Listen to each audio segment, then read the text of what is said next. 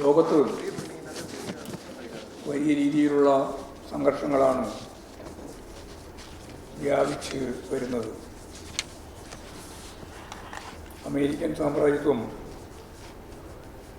ഇസ്രയേലുമായി ചേർന്നും പശ്ചിമേഷ്യയിൽ കരുതിക്കൂട്ടിയുള്ള കുരുതി നടത്തി വരികയാണ്. ആധുനിക ജനാധിപത്യത്തിൻ്റെ അടിത്തറയെ രാഷ്ട്രീയവും പരമാധികാരവും അംഗീകരിക്കുക എന്ന ജനാധിപത്യ വ്യവസ്ഥയെ അമേരിക്കൻ സാമ്രാജ്യത്വം അംഗീകരിക്കുന്നില്ല. തങ്ങളുടെ ഇംഗിതത്തിനെതിരായി നിലപാട് സ്വീകരിക്കുന്ന രാഷ്ട്രങ്ങളെയും രാഷ്ട്രത്തലവന്മാരെയും ഉന്മൂലനം ചെയ്യുക എന്ന നയമാണ് അമേരിക്ക പിന്തുടരുന്നത്. മതനിരപേക്ഷ നിലപാടുകൾ സ്വീകരിക്കുന്ന സർക്കാരുകളെ തകർക്കുന്നതിനും അത് പൂർണ്ണമായി സാമ്രാജ്യത്വ നിലപാടുകൾക്ക് കീഴടങ്ങി മാത്രമേ രാജ്യത്തിന് തന്നെ നിലനിൽക്കാൻ സാധിക്കുകയുള്ളൂ എന്ന കാഴ്ചപ്പാടുമായിട്ടാണ് അമേരിക്ക മുന്നേറുന്നത്. അതിനായുള്ള കള്ളക്കഥകൾ പ്രചരിപ്പിക്കുക എന്നുള്ളത് ഇവരുടെ നയ സമീപനമാണ്. രാസായുധങ്ങൾ ഉണ്ട് എന്ന് പറഞ്ഞാണ് ഇറാഖിൽ അക്രമം നടത്തുകയും സദ്ദാം ഹുസൈനെ വധിക്കുകയും ചെയ്തത്. ലിബിയയിലെ ഗദ്ദാഫിയെയും ഇത്തരത്തിൽ അമേരിക്കൻ സാമ്രാജ്യത്വം കൊലപ്പെടുത്തുകയുണ്ടായി.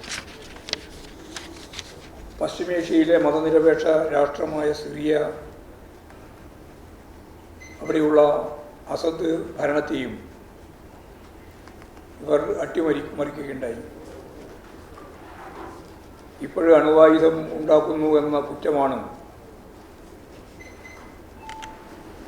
ഇസ്രയേൽ അമേരിക്കൻ പിൻബലത്തോടെ ഇറാന് നേരെ കടന്നാക്രമണം നടത്താൻ ഇടയാക്കിയിട്ടുള്ളത്. ഇറാൻ്റെ അണുവായുധത്തെപ്പറ്റി പറയുമ്പോൾ ഇസ്രയേൽ നടത്തുന്ന ഇത്തരം പ്രവർത്തനങ്ങളെ പരിശോധിക്കാനോ അപലപിക്കാനോ അമേരിക്ക തയ്യാറാവുന്നില്ല. അമേരിക്കയുടെ ഡയറക്ടർ ഓഫ് നാഷണൽ ഇൻ്റലിജൻസ് മേധാവി കുറച്ച് മാസം മുമ്പ് പോലും പറഞ്ഞത് ഇറാൻ ആണവായുധ നിർമ്മാണത്തിലേക്ക് കടക്കുന്നില്ല എന്നാണ്. 2015 ഇറാൻ ആണവ കരാറുകൾ ഒപ്പുവെക്കാൻ തയ്യാറായത്. UN രക്ഷാസമിതിയിലെ 5 സ്ഥിരാംഗങ്ങളും ജർമ്മനിയുമായി ഇറാൻ ഒപ്പിട്ട ഈ കരാറനുസരിച്ച് ആണവ നിർമ്മാണ പദ്ധതി ഇവർ ഉപേക്ഷിക്കുകയാണ് ചെയ്തത്. ഇതിനു പകരമായി ഇറാനെതിരെയുള്ള ഉപരോധം പിൻവലിക്കണമെന്ന് ആവശ്യപ്പെടുകയും പിൻവലിക്കുകയും ഉണ്ടായി. എന്നാൽ 2018 ട്രംപ് അധികാരത്തിൽ വന്നതിന് ശേഷം ആ കരാർ വീണ്ടും റദ്ദാക്കുകയാണ് ഉണ്ടായത്. വീണ്ടും ഉപരോധം ഏർപ്പെടുത്തുകയാണ് ചെയ്തിട്ടുള്ളത്. ഇപ്പോഴേ ട്രംപ് വീണ്ടും അധികാരത്തിൽ വന്നപ്പോൾ ഈ വിഷയത്തിൽ ചർച്ചയ്ക്ക് തയ്യാറാണെന്ന് ഇറാൻ സമ്മതിച്ചിട്ടും അവർക്കെതിരെ ആക്രമണം നടത്താനാണ് ഇസ്രയേലിനെ ഉപയോഗിച്ച് അമേരിക്ക തയ്യാറായിട്ടുള്ളത്. ശാസ്ത്ര സാങ്കേതിക രംഗത്തുണ്ടാകുന്ന വികസനത്തെ ജനങ്ങളുടെ ജീവിതത്തിൽ പ്രയോഗിക്കുന്നതിന് ഏത് രാജ്യത്തിനും കഴിയേണ്ടതായിട്ടുണ്ട്.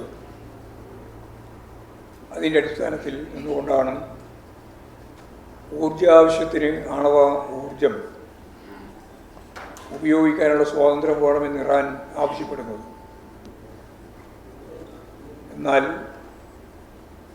ആണവ പദ്ധതികൾ തന്നെ ഉപേക്ഷിക്കേണ്ട നിലപാടിലേക്കാണ്, ആ സമീപനമാണ് അമേരിക്ക സ്വീകരിക്കുന്നത്. ഇറാനെ ആക്രമിക്കാൻ യാതൊരു അധികാരവുമില്ലാത്ത ഇസ്രയേൽ ആക്രമണം നടത്തുകയാണ് ചെയ്യുന്നത്. ലോകത്ത് ഇത്തരം സംഘർഷങ്ങൾ ഉയർന്നു വരുമ്പോൾ ചേരിചേരാ പ്രസ്ഥാനത്തിൻ്റെ നയം ഉയർത്തിപ്പിടിച്ച നിലപാട് ഇന്ത്യ കൈകാര്യം ചെയ്തിരുന്നു. എന്നാൽ ഇന്ന് ഇന്ത്യൻ നിലപാട് സാമ്രാജ്യത്വ അനുകൂല നിലപാടായിട്ട് മാറിയിരിക്കുകയാണ്. ശക്തമായ പ്രതിരോധം തീർക്കാൻ ഇന്ത്യക്കാവുന്നില്ല എന്നുള്ളതാണ് ചിത്രം.